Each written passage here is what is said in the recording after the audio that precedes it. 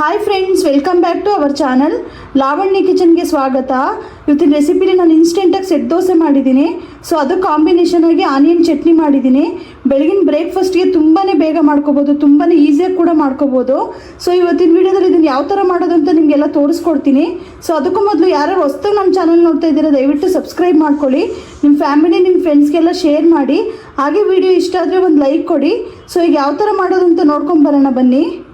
Instant set dosa ಮಾಡೋಕ್ಕೆ ಏನೇನು ingredients ಬೇಕು ಅಂತ ನಿಮಗೆ ತೋರಿಸ್ಕೊಡ್ತೀನಿ.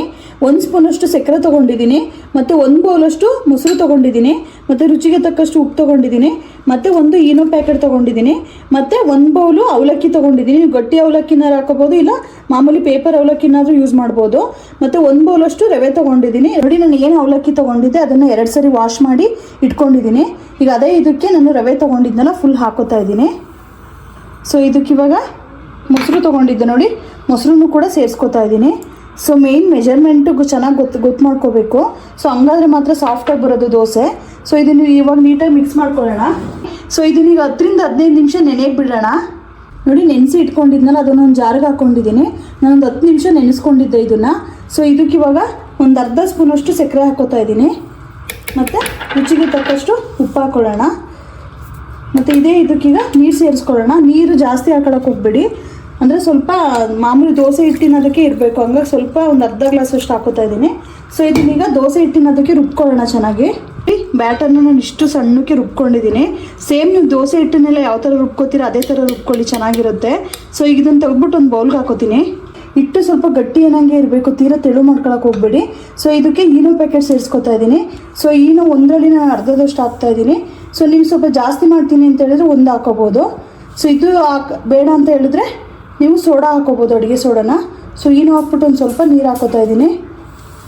ಹಿಂಗೆ ಮಾಡೋದ್ರಿಂದ ಜಾಸ್ತಿ ಉಕ್ಕಲ್ಲ ಅದು.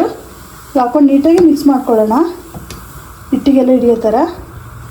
ನೋಡಿ, ತವ ಬಿಸಿಯಾಗಿದೆ, ಇವಾಗ ಹಾಕೊಳ್ಳೋಣ. ತೀರಾ ದೊಡ್ಡದಾಗಿ ಹಾಕೊಳ್ಳೋಕೆ ಹೋಗ್ಬಿಡಿ. ಸೆಟ್ ದೋಸೆ ಅಂತೇಳಿ ಸ್ವಲ್ಪ ಚಿಕ್ಕದಾಗೇ ಇರಬೇಕು, ಇಷ್ಟಾದರೆ ಸಾಕು.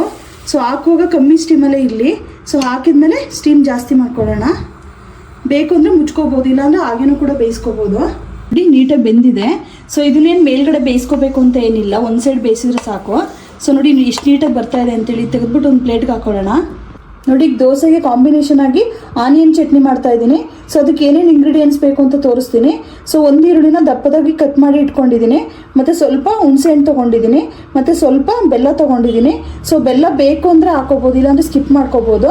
ಮತ್ತು 4 ರಿಂದ 5 ಪೀಸು ಬೆಳ್ಳುಳ್ಳಿ ತೊಗೊಂಡಿದ್ದೀನಿ, ಮತ್ತು ಒಂದು 5-6 ಪೀಸಷ್ಟು ಬ್ಯಾಡಗಿ ಮೆಣಸಿನ್ಕಾಯಿ ತೊಗೊಂಡಿದ್ದೀನಿ, ಮತ್ತು ಸ್ವಲ್ಪ ಜೀರಿಗೆ ತೊಗೊಂಡಿದ್ದೀನಿ, ರುಚಿಗೆ ತಕ್ಕಷ್ಟು ಉಪ್ಪು ತೊಗೊಂಡಿದ್ದೀನಿ. ಸೊ ಈಗ ಯಾವ ಥರ ಮಾಡೋದು ಅಂತ ತೋರಿಸ್ಕೊಡ್ತೀನಿ ಬನ್ನಿ. ಪ್ಯಾನ್ಗೆ ಒಂದು 2 ಸ್ಪೂನಷ್ಟು ಎಣ್ಣೆ ಹಾಕೋತಾ ಇದ್ದೀನಿ. ಇದಕ್ಕೆ ಸ್ವಲ್ಪ ಒಂದು ಅರ್ಧ ಸ್ಪೂನಷ್ಟು ಜೀರಿಗೆ ಹಾಕೋತಾ ಇದ್ದೀನಿ.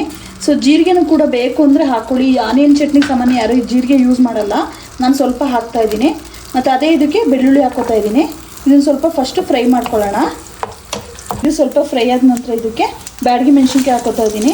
ಸೊ ಸಾಮಾನ್ಯ ಆನಿಯನ್ ಚಟ್ನಿ ಅಂದರೆ ಖಾರ ಇರಲ್ಲ ಜಾಸ್ತಿ, ಹಂಗಾಗಿ ಏನು ಬ್ಯಾಡಗಿ ಮೆಣಸಿನ್ಕಾಯಿನೇ ಯೂಸ್ ಮಾಡ್ಕೋಬೋದು. ಟೇಸ್ಟ್ ಕೊಡುತ್ತೆ, ಇದೆಲ್ಲ ಟೇಸ್ಟ್ ಕೊಡುತ್ತೆ. ಇದನ್ನು ಸ್ವಲ್ಪ ಈಗ ಫ್ರೈ ಮಾಡ್ಕೊಳ್ಳೋಣ. ಸ್ವಲ್ಪ ಮೆಣಸಿನ್ಕಾಯಿ ಫ್ರೈ ಆದ ನಂತರ ಈಗ ಇದಕ್ಕೆ ಈರುಳ್ಳಿ ಸೇರಿಸ್ಕೊತಾ ಇದ್ದೀನಿ. ಸೊ ಆನಿಯನ್ ಚಟ್ನಿ ಅಂತ ಹೇಳಿದ್ರೆ ಸ್ವಲ್ಪ ಆನಿಯನ್ ಜಾಸ್ತಿನೇ ಇರಬೇಕು, ಹಂಗಾಗಿ ನಾನು ಒಂದು ದಪ್ಪು ಈರುಳ್ಳಿನ ಕಟ್ ಮಾಡಿ ಇಟ್ಕೊಂಡಿದ್ದೆ. ಇದನ್ನು ಹಾಕೊಂಡು ನೀಟಾಗಿ ಫ್ರೈ ಮಾಡ್ಕೋಬೇಕಾಗತ್ತೆ. ಇನ್ನು ಸ್ವಲ್ಪ ಫ್ರೈ ಆಗಲಿ ಇದು. ಸೊ ಆನಿಯನ್ ಚಟ್ನಿ ಅಂತೂ ತುಂಬ ಈಸಿಯಾಗಿ ಮಾಡ್ಕೋಬೋದು, ಬೇಗನೆ ಆಗುತ್ತೆ ಮತ್ತು ಒಳ್ಳೆ ರುಚಿ ಕೊಡುತ್ತೆ. ಸೊ ನೀವು ಮಾಡ್ಕೊಳ್ಳಿ, ತುಂಬಾ ಚೆನ್ನಾಗಿರುತ್ತೆ. ಸ್ವಲ್ಪ ಆಗಲಿ ಇದು. ನೋಡಿ, ಇಷ್ಟು ಫ್ರೈ ಆದರೆ ಸಾಕು, ತೀರಾ ಬಾಡಿಸ್ಕೊಳಕ್ಕೆ ಹೋಗ್ಬೇಡಿ.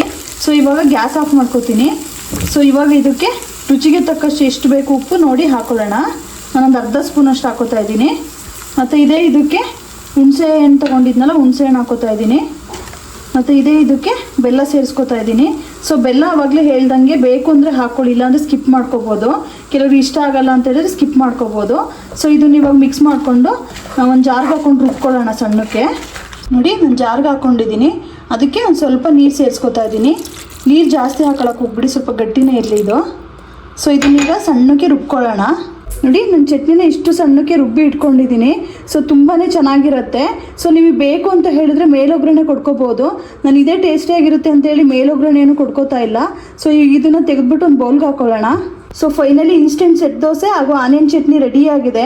ದೋಸೆ ಅಂತೂ ತುಂಬ ಸಾಫ್ಟಾಗಿ ತುಂಬ ಚೆನ್ನಾಗಿ ಬಂದಿದೆ. ನಾನು ಟೇಸ್ಟ್ ಮಾಡಿ ನೋಡಿದೆ. ಅದು ಕಾಂಬಿನೇಷನಾಗಿ ಮಾಡಿರೋ ಚಟ್ನಿ ಅಂತೂ ಸ್ಪೈಸಿಯಾಗಿ ತುಂಬ ಚೆನ್ನಾಗಿ ಬಂದಿದೆ. ತುಂಬಾ ಈಸಿಯಾಗಿ ಕೂಡ ಆಗುತ್ತೆ. ಮಾಡ್ಕೊಂಡು ಹೇಗಿತ್ತು ಅಂತೇಳಿ ನನಗೆ ಕಮೆಂಟ್ ಮಾಡಿ ತಿಳಿಸಿ. ಇದೇ ಥರ ನಾನು ವಿಡಿಯೋ ವಾಚ್ ಮಾಡ್ತಾ ಇರಿ, ಒಳ್ಳೊಳ್ಳೆ ರೆಸಿಪೀಸ್ ಮಾಡಿ ಹಾಕ್ತೀನಿ. ಇಷ್ಟೊತ್ತು ನಾನು ವಿಡಿಯೋ ವಾಚ್ ಮಾಡಿದ್ದಕ್ಕೆ ಧನ್ಯವಾದಗಳು.